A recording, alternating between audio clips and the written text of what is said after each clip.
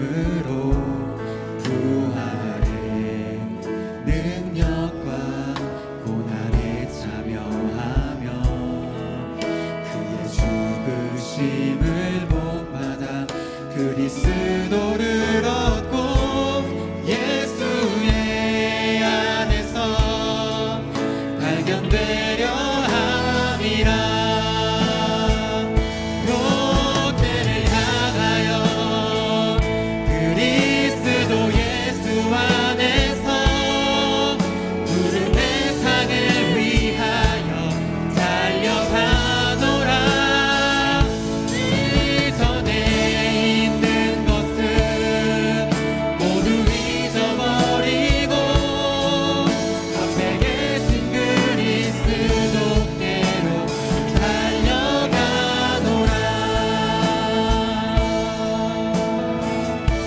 다시 한번 내게 유익하던 것은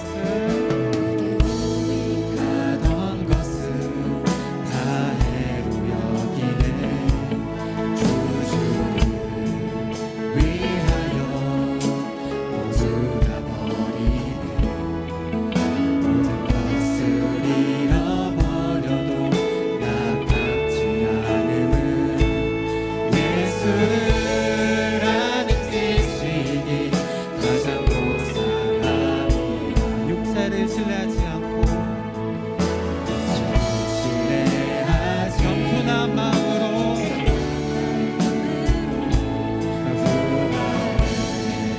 능력과 고난에 참여 그의 죽으심을 본받아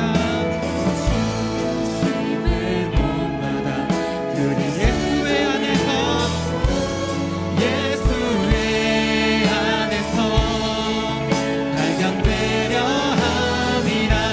롯데를 향하여 그리스도 예수 안에서 부름의 상을 위하여 달려가노라. 이전에 있는 것은 모두 잊어버리고 앞에 계신 그리스도께로 달려. 롯데를 향하여 그리스도 예수 안에서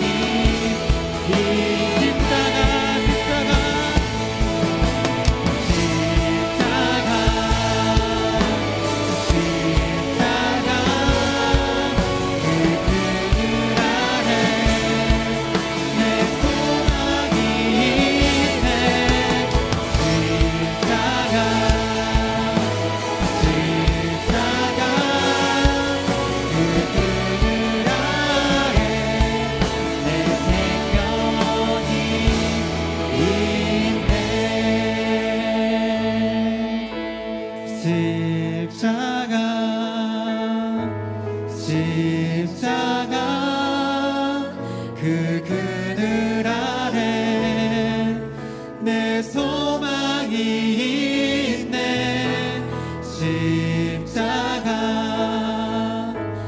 십자가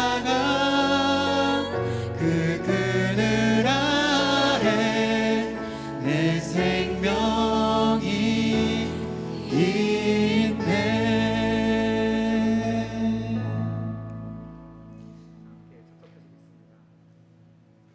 사랑과 은혜가 충만하신 하나님 아버지, 주님의 은혜 가운데 저희 뉴송 크라운 공동체를 예배의 자리로 인도하셔서 찬양과 경배를 드리게 하심에 감사드립니다. 지난 한 주 동안도 하나님 말씀에 순종하며 의지하기보다는 세상과 개인의 능력을 의지하고 살았던 저희들을 용서하여 주시고, 이 시간 저희의 마음과 생각이 오직 주님께 향하여 하나님께서 부르신 진정한 예배자가 되길 기도합니다. 뉴송 교회가 하나님의 비전인 Saving, Serving, Sending을 통해 각자의 부르심에 따라 소명의 삶을 살게 하여 주시고, 뉴송 클래스 훈련과 이번 주에 진행될 Fall 주빌리를 통해서도 영혼 구원의 역사가 임하기를 소망합니다. 특별히 10월 30일부터 진행될 30일 감사 챌린지를 위해서 기도합니다. 하루하루 주님 앞에 나아가 잊고 지냈던 감사한 일들을 세워보며 저희 삶 속에서 감사가 끊이지 않고 회복될 수 있기를 기도합니다. 주님 앞에 나와 기도하는 모든 성도님들의 기도 제목들을 주님께서 아시니 저희의 걱정과 염려를 내려놓고 하나님의 뜻과 때를 온전히 신뢰하는 믿음을 주시며 그 믿음을 통해 감사와 기쁨이 넘치는 삶으로 인도하시며 치유의 손길을 허락하시고 위로와 평안이 넘치길 소망합니다. 주님의 사랑이 충만하여 하나님의 영광을 나타내는 삶을 살도록 인도하여 주옵소서. 주님의 말씀을 전하실 양영기 목사님에게 성령님이 함께 하셔서 말씀을 통해 저희의 삶이 변하고 회복되는 축복이 듣는 것으로 멈추는 것이 아닌 말씀을 통해 주님의 사랑과 은혜를 다시 한번 경험하여 하나님의 주권을 인정하는 삶으로 드려지길 간절히 소망합니다. 모든 것을 감사드리며 이 모든 말씀 살아계신 우리 주 예수 그리스도의 이름으로 기도드립니다.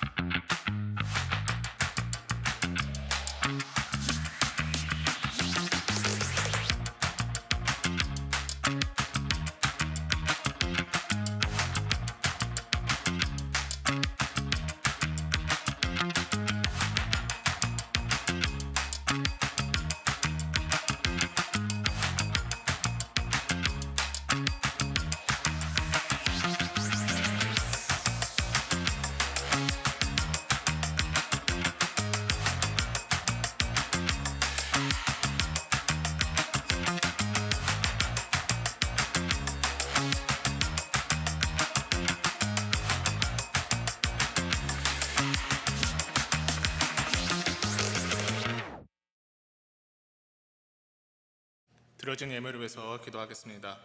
오늘 복된 주일을 허락하시어 우리가 예배당에 나와 감사한 마음으로 예물을 드립니다. 이 예물이 귀한 복음이 전파되는 곳에 하나님의 나라가 세워지는 곳에 귀히 쓰여지길 원합니다. 예수님의 이름으로 기도드립니다. 아멘. 율송교회 사부 예배에 오신 여러분들을 환영합니다. 먼저 우리 아까 찬양팀을 수고해주신, 그리고 뒤에 미디어 팀을 수고해주신 청년부원들에게 한번 감사의 박수를 전해드리면 어떨까 싶습니다. 네, 감사합니다. 먼저 저희 사부 예배에 방문해 주신 분이 있는데요. 박정현 자매님, 그리고 최영서 자매님, 자리에서 일어나 주시면 율송의 뜨거운 박수로 제가 환영해 드리겠습니다.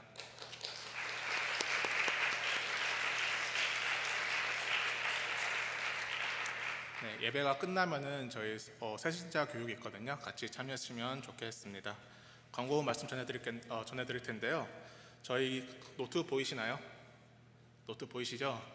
네, 이 열면은 이제 이 노트가 감사 노트인데요. 이제 열어보시면 그날 하루의 말씀을 쓰시고 또 기도 제목도 쓰시고 또 아래에는 감사 제목 쓰는 란이 있습니다. 이게 이번 주 수요일부터 이제 추수 감사절까지 하는 30일 감사 노트인데요. 이거 다 하시면은 저희 소정의 상품도 있으니 같이 해주시면 감사하겠습니다. 또 두 번째 광고는 추수 감사 주일날 11월 24일에 침례식이 진행될 예정입니다. 이에 관련하여서 침례 교육이 11월 10일 그리고 11월 17일에 진행됩니다. 침례를 이제 침례 신청은 각 목장의 목자에게 해주시면 감사하겠고요. 아직 못 받으신 분이 있다면은 이번 기회에 했으면 좋겠습니다. 다음 주에는 청년부 새가족 환영회가 있습니다. 이날은 목장 모임이 없고 이제 모두 예배 후에 다 같이 모여서 새가족을 환영할 시간을 가질 예정입니다. 다음 주에 일광 전략제가 종료됩니다. 새벽 2시가 1시로 변경되오니 이제 시간 차고 없으시길 바라겠습니다. 모두 하나님을 경외하는 마음으로 자리에 일어나서 오늘의 본문 말씀인 마태복음 6장 9절에서 13절을 읽도록 하겠습니다. 마태복음 6장 9절에서 13절입니다. 다 찾으신 줄 알고 한 절씩 교독하도록 하겠습니다. 너는 기도할 때 잠시만요. 그러므로 너희는 이렇게 기도하라. 하늘에 계신 우리 아버지여, 이름이 거룩히 여김을 받으시오며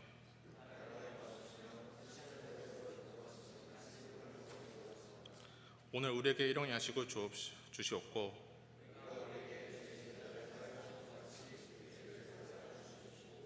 우리를 시험에 들게 하지 마옵시고 다만 악에서 구하시옵소서. 나라와 권세와 영광이 아버지께 영원히 있사옵니다.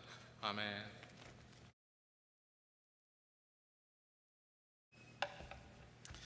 안녕하세요, 여러분. 반갑습니다. 오늘도 하나님의 말씀을 함께 나누는 시간을 갖겠습니다. 책을 읽을 때 그 주제를 아는 것은 너무나 중요하죠. 이 책이 소설인지 역사책인지 아니면 요리책인지에 따라서 우리는 그 책의 주제에 따른 내용을 기대하며 읽게 되는데요. 그런데 여러분, 우리가 읽는 성경의 주제가 무엇인지 아시나요? 성경은 66권으로 구성된 책이고 구약 37권과 신약 29권으로 이루어졌습니다. 기록된 기간은 약 4,000년이 걸렸고요. 저자가 한 40명 됩니다. 그리고 기록 장소도 다르고 언어도 히브리어, 아랍어, 헬라어로 기록되어져 있는 책이 성경책입니다. 그런데 놀라운 건 그렇게 오랜 시간에 걸쳐 기록되어지고 40명의 사람들이 다른 시간대, 다른 장소에서 각자가 기록했는데 성경을 관통하는 한 가지 주제가 있습니다. 우리는 성경을 읽어도 그 중심 주제가 정확하게 무엇인지 알기 쉽지 않죠. 너무나 많은 내용이 담겨 있기 때문인데 성경학자들은 성경을 관통하는 주제를 한 가지로 말합니다. 바로 하나님의 나라입니다. 그리고 이 하나님의 나라가 이 땅에 이루어지는 방법이 오늘 본문 말씀 10절에 뜻이 하늘에서 이루어진 것 같이 땅에서도 이루어지는 것. 다시 말해 하나님의 뜻이 이 땅 가운데 이루어지는 것이라 말하는 것입니다. 이 말은 사실 우리에게 두렵고 떨리는 말씀인데요. 두 가지 측면에서 그렇습니다. 하나는 누가복음 17장 21절에 바리새인들이 예수님께 하나님의 나라가 어디에 임하느냐 질문하는 내용이 있는데요.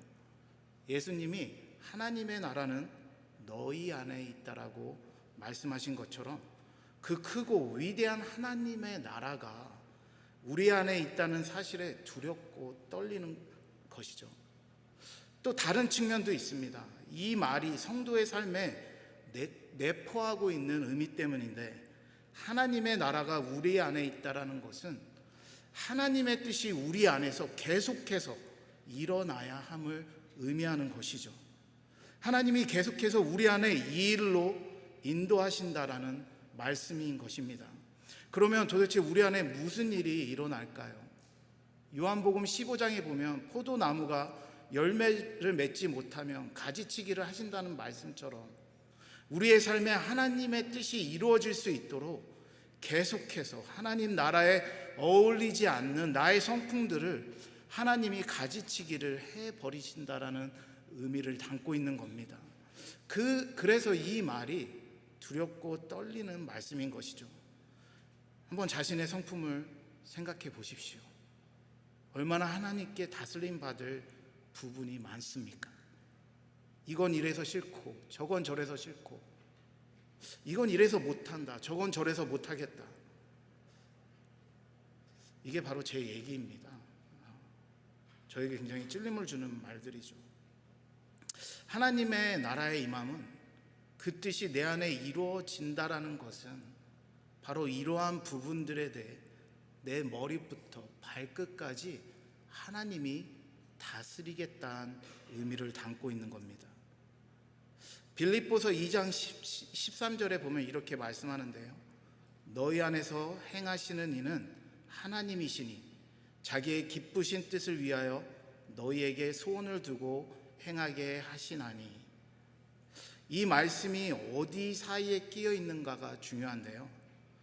그 전절에 보면 항상 복종하여 두렵고 떨림으로 너희 구원을 이루라는 11절 말씀과 너희가 흠이 없고 순전하여서 어그러지고 거스르는 세대 가운데서 하나님의 흠없는 자녀로 세상에서 그들 가운데 빛들로 나타내며 라는 15절 말씀 사이에 들어가 있는 말씀입니다.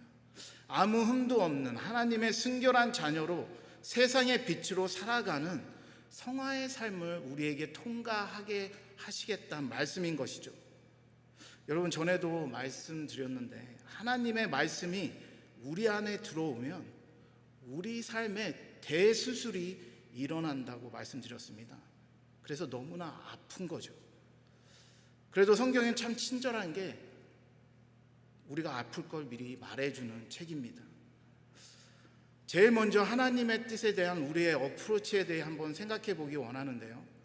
먼저 우리가 오해하는 부분이 무엇인지 살펴보고 그 다음 우리가 하나님의 뜻에 대해 알기 원하는 진짜 이유를 같이 살펴보기 원합니다. 우리가 신앙생활을 하면서 가장 답답함을 느끼는 말 중 하나가 바로 이 하나님의 뜻이란 말입니다. 우리는 특히 인생의 중요한 순간에 하나님의 뜻에 대해서 궁금해하곤 합니다. 대학을 준비하는 고등학생은 자신이 A 대학과 B 대학 중 어느 대학을 가야 하는지에서부터 졸업하면 어느 직장에서 일해야 하는지, 어느 지역에 살아야 하고, 하나님이 나에게 준 배우자는 누구인지, 내가 하려고 하는 비즈니스가 하나님의 뜻인지 아닌지 등 선택해야 하는 것들은 우리 삶에 계속 꼬리에 꼬리를 물고 생겨납니다. 아마 여러분 마음속에 적어도 이런 질문들 하나는 다 가지고 있을 것 같습니다. 문제는 하나님이 우리의 생각만큼 속 시원하게 바로 이거다, 이게 내 뜻이다라고 말해주지 않으시는 거죠. 성경을 읽어봐도 마찬가지인 것이, 성경은 우리의 모든 상황을 하나하나 설명하며 디테일하게 무엇이 하나님의 뜻이고 또 어떤 것은 뜻이 아닌지를 말해주는 책이 아닙니다. 그 대신 큰 원리 하나를 가르쳐 주는데, 위에서 말씀드린 하나님 나라를 구하는 원리입니다. 그것이 의미하는 것은 우리에게 선택에 앞서서 그것이 하나님의 뜻인지 아닌지를, 그 원리를 가지고 생각하라는 말인 거죠. 아마 제 설교에 거짓 매번 말하는 것 같은데, 하나님은 우리에게 하나님이 주신 자유의지로 하나님의 뜻을 선택하기 원하십니다. 이것이 하나님이 우리를 교육하시는 방법이며 우리의 믿음이 자라게 하시는 방법인데, 우리는 많은 경우 이것을 시험으로 여기는 경우가 많습니다. 하지만 여러분, 우리가 선택할 필요가 없다면 왜 굳이 우리에게 하나님의 뜻을 우리 마음의 소원으로 두게 하시겠습니까? 부모는 좋은 것, 만난 것이 있으면 자녀를 생각하죠. 내 자식에게 줘야겠다. 하나님의 마음도 똑같습니다. 아니, 사실 그 마음이 하나님이 부모에게 주신 마음인 것이죠. 하나님의 나라가 너무나 좋은 것, 우리에게 축복이니까 하나님은 그 나라의 삶을 살라고 우리에게 당신의 뜻을 소원으로 주시는 것입니다.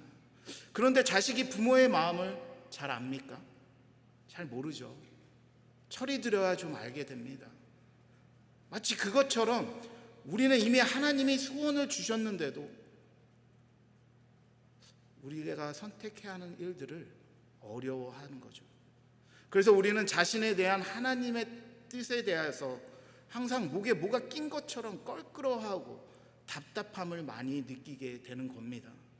이게 맞는 걸까? 아니면 저게 맞는 건가? 분명 성경은 하나님의 뜻을 따라 살라 말하는데 정확하게 보이는 게 하나도 없어 보이는 겁니다.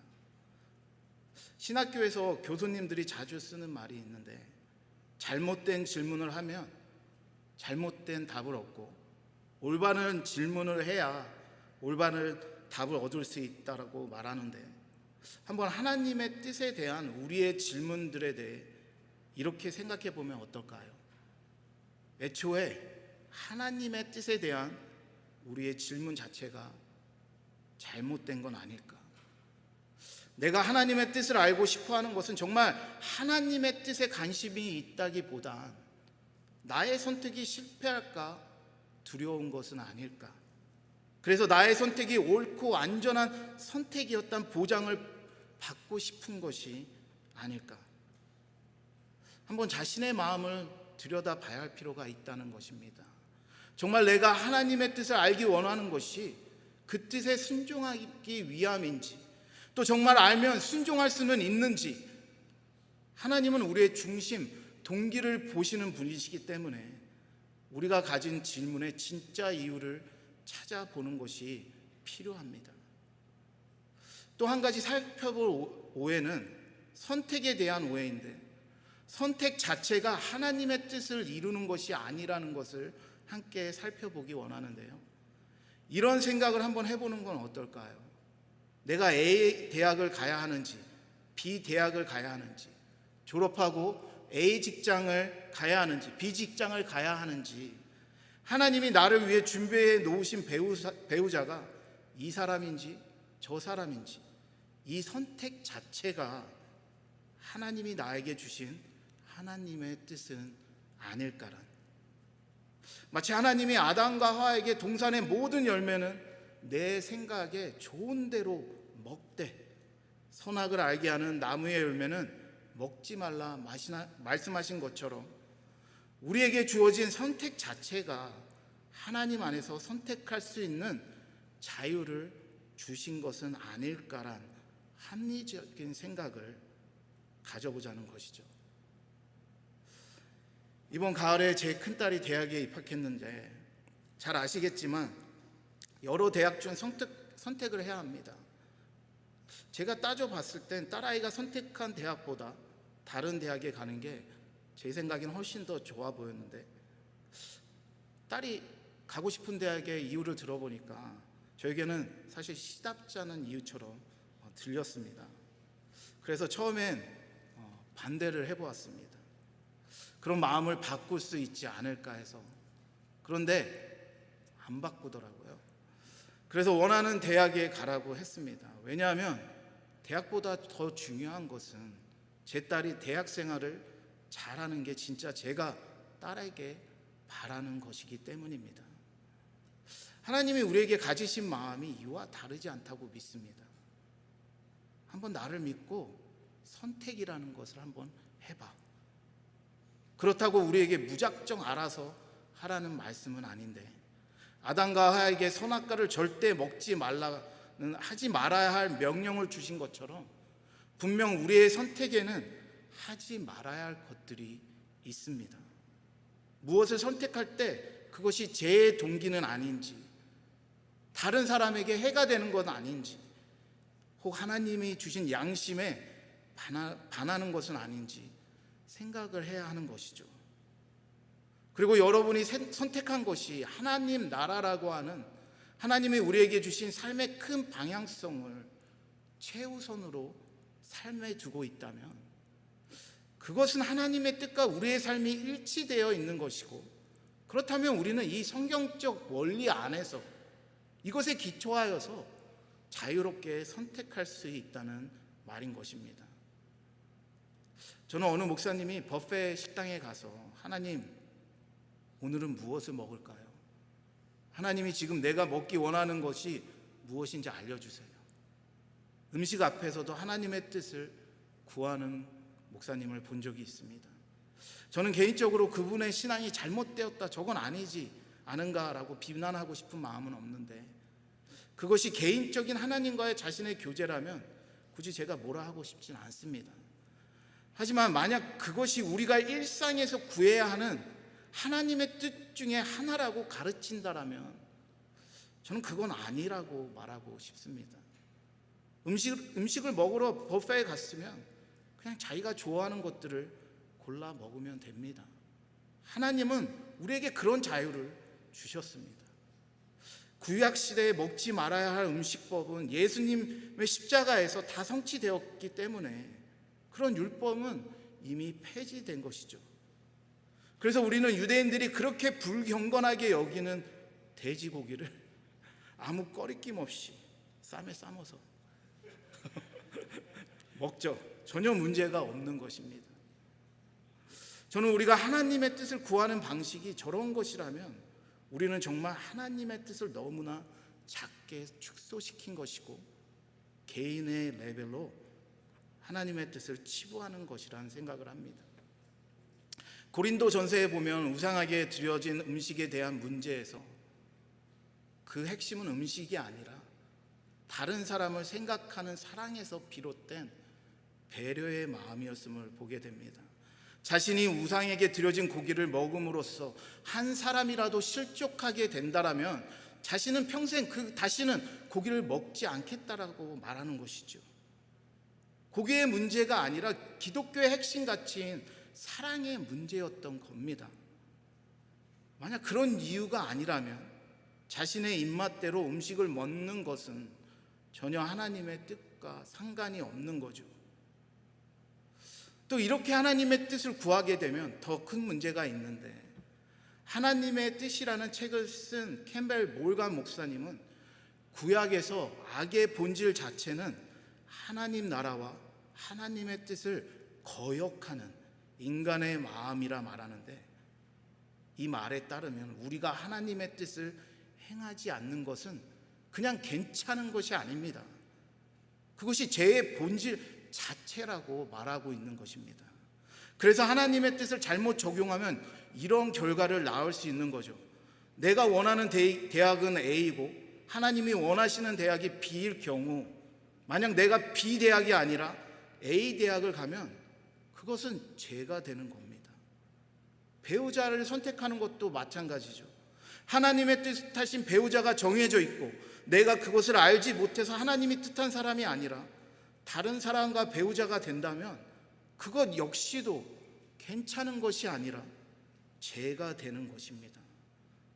그럼 정말 뷔페집에 가서 무슨 음식을 먹을까 하나님의 뜻을 구하던 어느 목사님처럼 우리는 내가 숨쉬는 모든 것 하나에서부터 하나님의 뜻을 구해야 하고 죄를 지을까 두려워해야 하는 것이 되는 겁니다.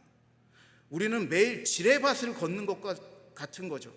발을 혹 잘못 뒤져서 지뢰가 터질까 두려움 속에 살아야 하는 겁니다. 여러분이 생각해도 좀 이상하시죠? 성경에 맞지 않기 때문에 이상한 겁니다. 여러분 자신이 하나님의 뜻을 구하는 기도를 할 때 여러분의 기도는 무엇에 초점 맞춰져 있었는지 한번 생각해 보십시오. 선택 그 자체였죠. 우리 삶에 이것을 선택해야 합니까? 저것을 선택해야 합니까? 라는, 마치 내가 하나님의 뜻을 알기만 하면, 그래서 선택만 하면 그것을 행하고 이룰 수 있는 것처럼, 우리는 선택 자체가 하나님의 뜻을 이루는 것이란 어마어마한 착각을 가지고 있습니다. 그런데 한번 잘 생각해 보세요. 선택은 아무것도 우리에게 보장해 주지 않습니다. 우리가 선택에 취중할 때 우리는 보다 중요한 걸 놓치고 있다는 사실을 기억해야 하는데, 하나님이 받으시는 것이 무엇인가 라는 문제입니다. 하나님은 우리의 선택을 받으실까요? 아니면 우리의 삶을 받으실까요? 우리의 삶이죠. 하나님의 나라는 우리의 삶으로 살아내는 것이잖아요. 하나님이 원하시는 것은 우리가 하나님의 뜻이라 선택한 것을 살아내는 우리의 삶입니다. 여러분의 생각을 선택에 두지 마시고 먼저 하나님의 뜻을 마음에 두시고 선택하시라 부탁을 드립니다. 오늘 말씀의 제목이 하나님의 뜻에 대한 믿음의 숙제라 정했는데요. 오늘 여러분과 제가 우리의 매일의 삶에 하나님의 뜻을 어떻게 이루며 살 수 있는가가 우리가 풀어야 할 신앙의 숙제라는 생각이 들었습니다. 저는 어렸을 때 방학 때 실컷 놀다가 그냥 방학이 끝날 때쯤 산수 숙제를 답안지를 보면서 그냥 베껴낸 적이 몇 번 있었습니다. 답안지를 베껴내니까 선생님이 100점을 주긴 하죠. 문제는 그렇게 했더니 실력이 하나도 늘지 않는 거죠. 산수 문제는 많이 풀어봐야 기본기가 쌓이고 실력이 늘잖아요. 그런데 그냥 냅다 베끼기만 했으니 제가 뭘 알겠습니까? 학년이 올라갈수록 산수의 젬뱅이가 되어서 시험만 보면 점수가 저 밑바닥에 있는 거죠. 저는 우리가 하나님의 뜻에 대한 숙제를 마치 제가 산수 문제를 노력해 풀지 않고 그냥 답안지를 펴놓고 베끼기만 해서 선생님께 제출하는 방식으로 접근하는 경우가 많다고 생각합니다.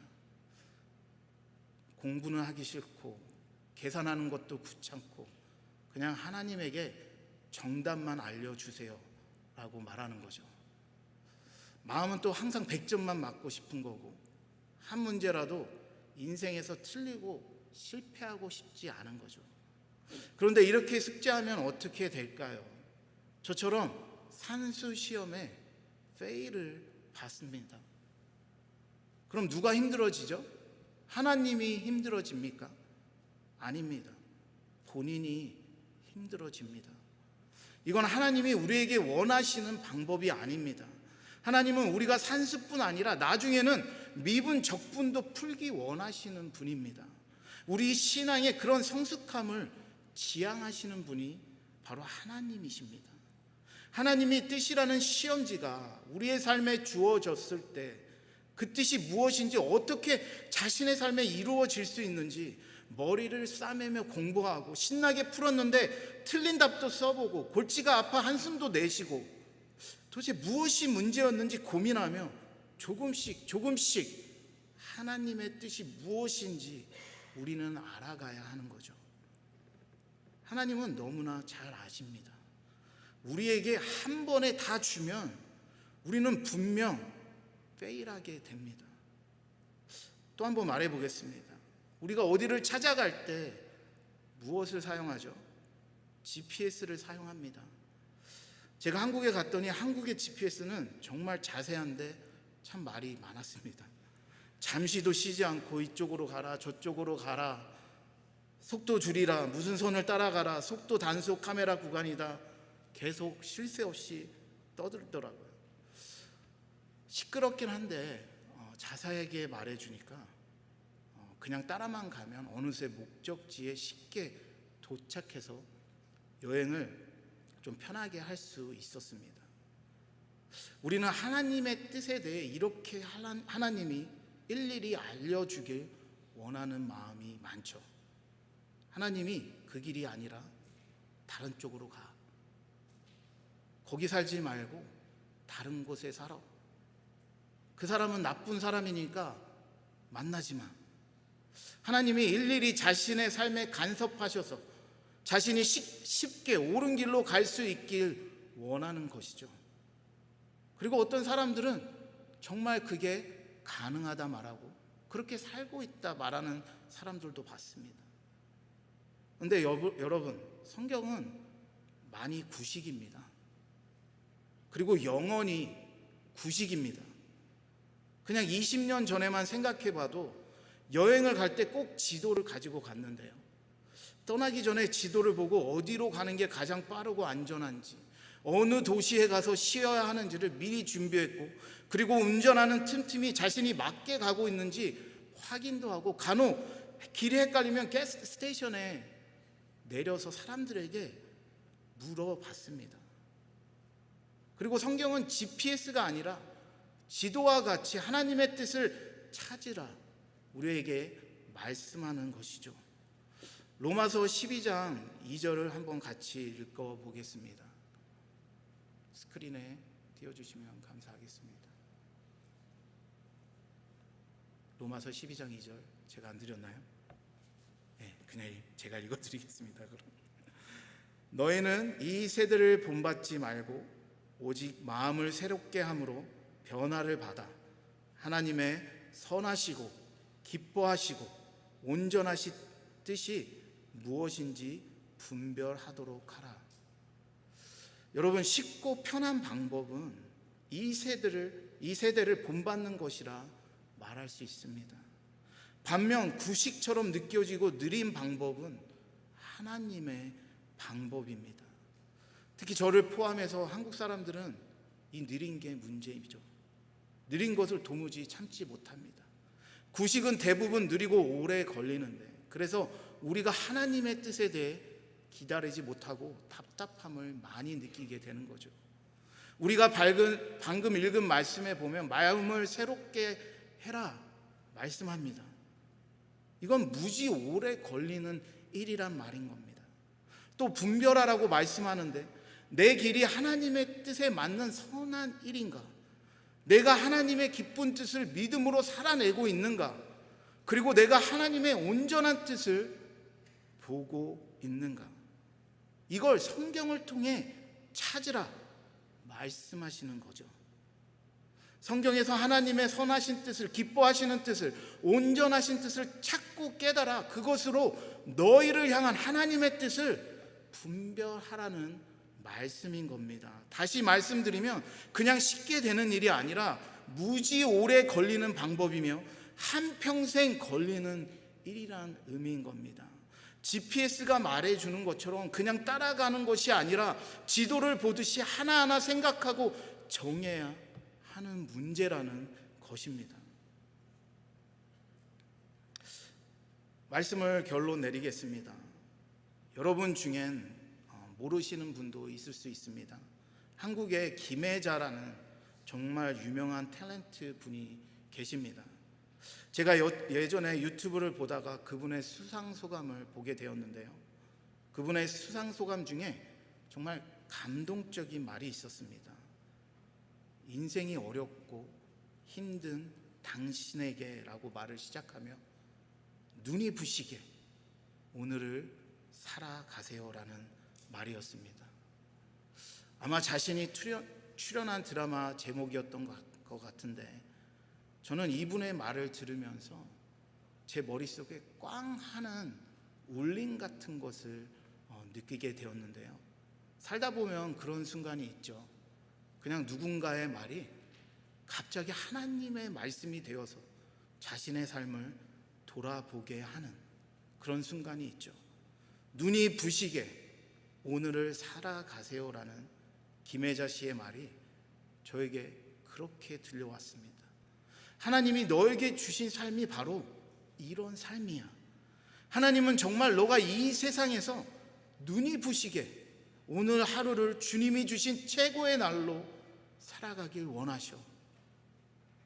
여러분은 어떠신가요? 하나님이 여러분에게 주신 삶이 오늘 하루를 눈이 부시게 주님이 주신 최고의 날로 살아가라는 것이란 말씀에 동의하십니까? 여러분, 우리는 다 다르죠. 그 어느 거 하나 똑같은 것이 없습니다.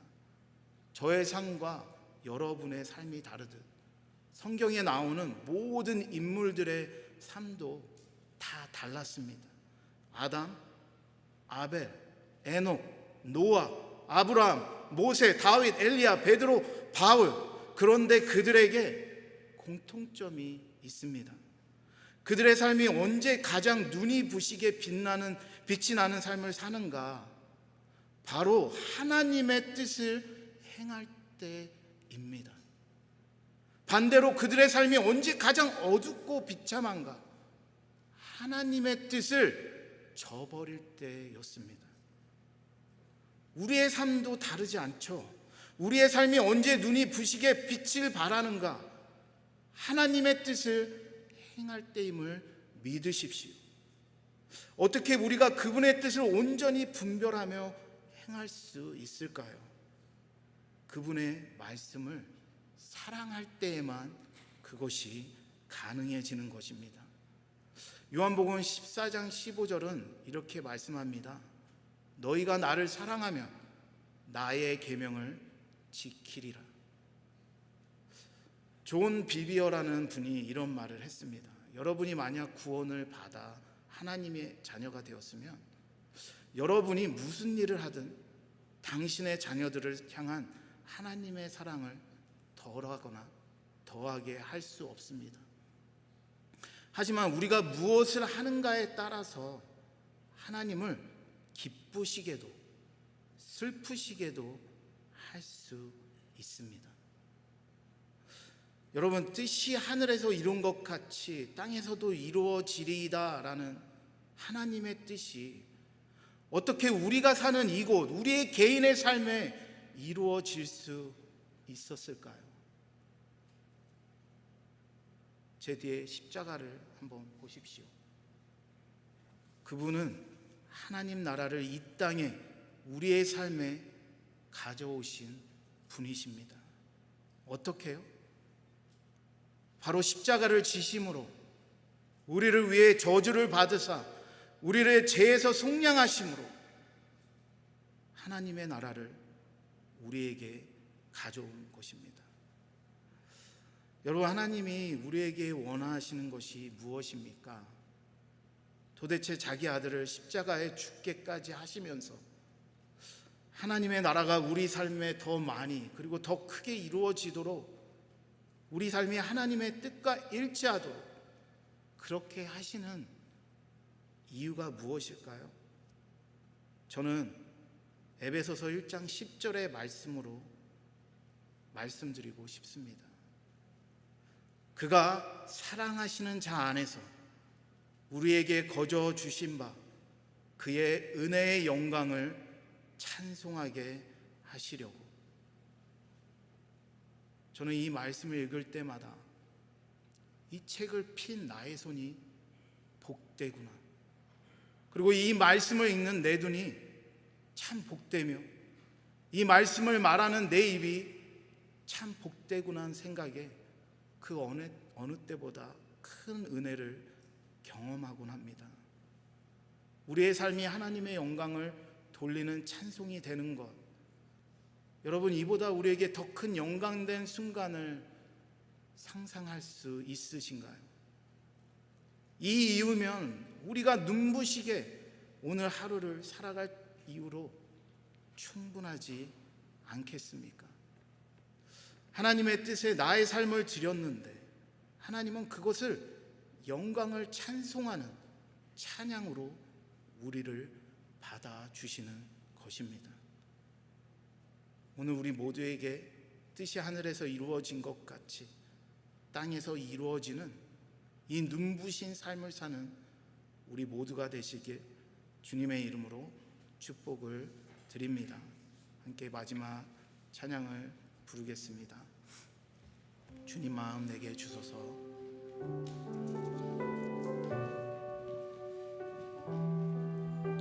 함께 자리에서 일어나셔서 찬양하겠습니다.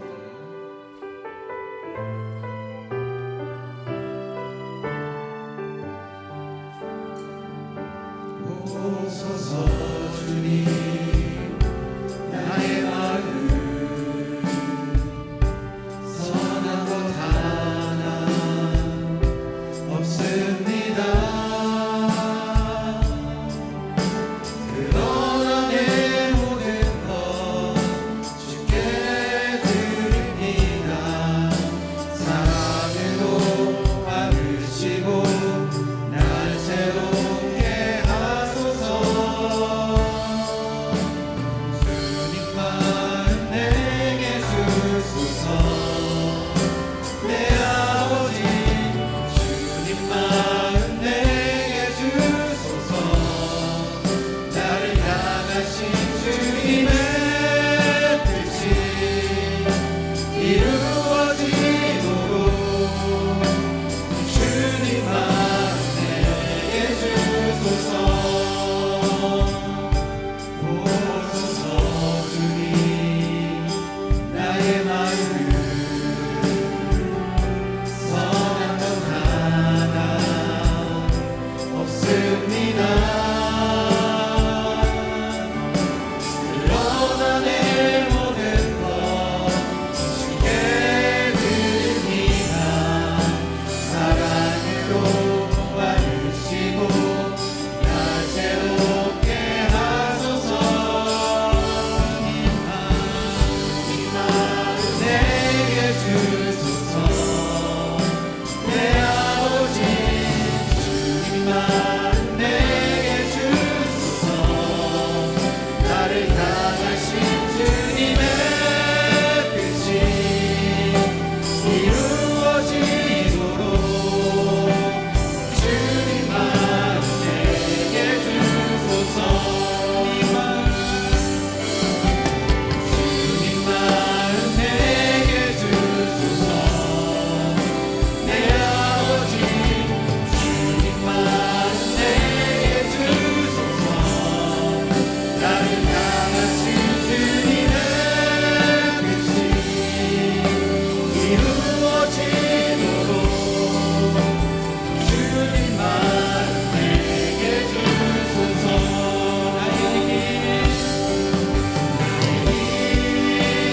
오직 그가 하시나니 나를 사랑하신 후에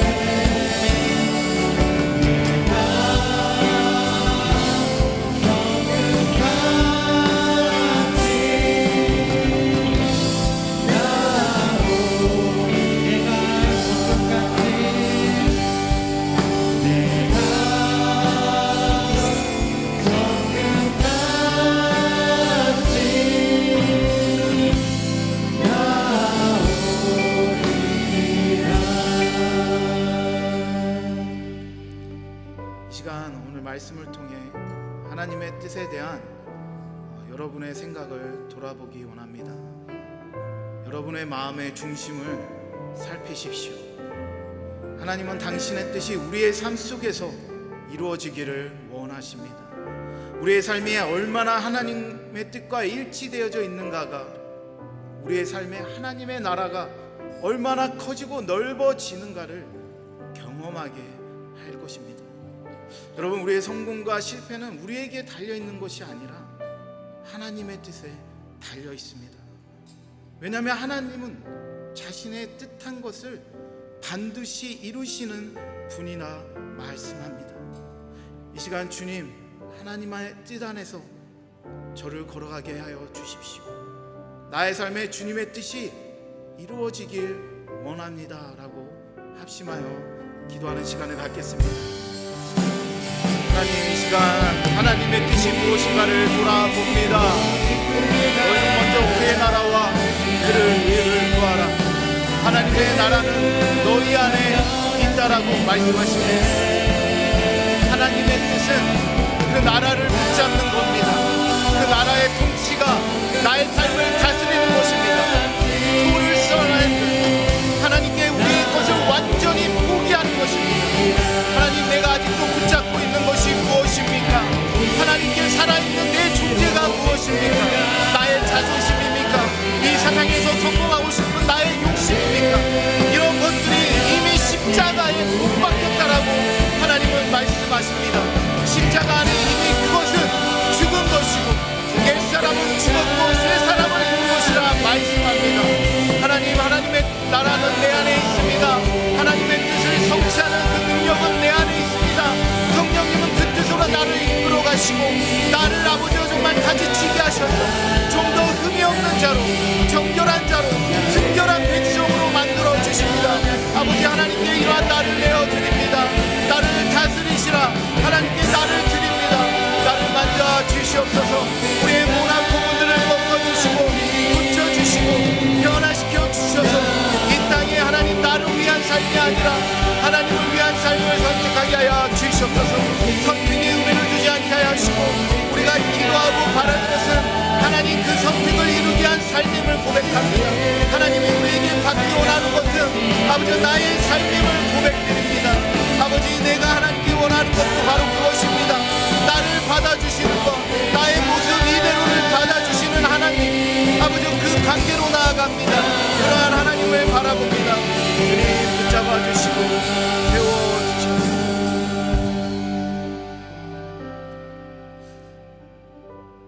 하나님, 우리의 마음을 살필 때마다 정말 너무나 부족한 것이 많다는 것을 알게 됩니다.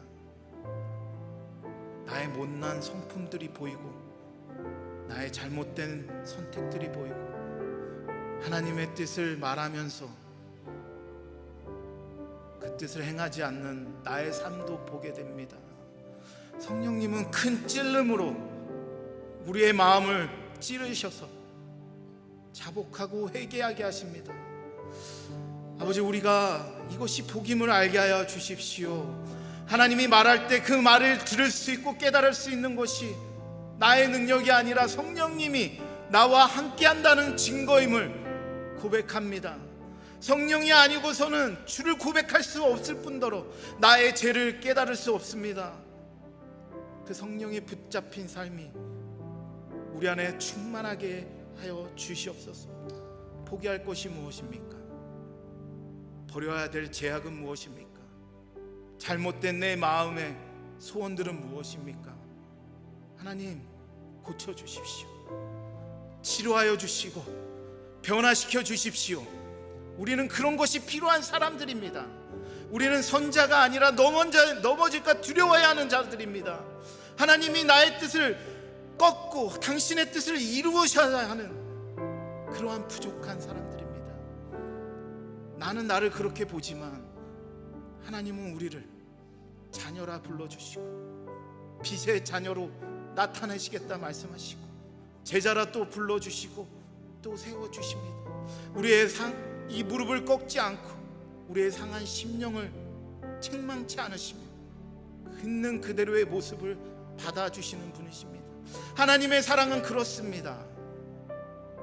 하나님의 용서는 한이 없습니다. 십자가는 우리의 마음을 덮고 모든 사람을 치유하는 능력이 있습니다. 하나님, 그 능력이, 그 은혜가 이 자리에 충만하게 하여 주시옵소서. 지금은 우리 주 예수 그리스도의 은혜와 십자가에서 자신의 아들을 죽게 하기까지 우리를 사랑하시는 하나님 아버지의 큰 사랑과 항상 우리 안에 함께 계셔서 우리로 하나님의 뜻을 삶으로 살아가게 도우시는 성령님의 함께 하심이 오늘도 하나님의 나라가 자신의 삶에 나타나도록 믿음의 선한 싸움을 싸우는 모든 성도들의 머리 위에 지금부터 영원토록 함께 하시기를 기도하며 축복합니다. 아멘.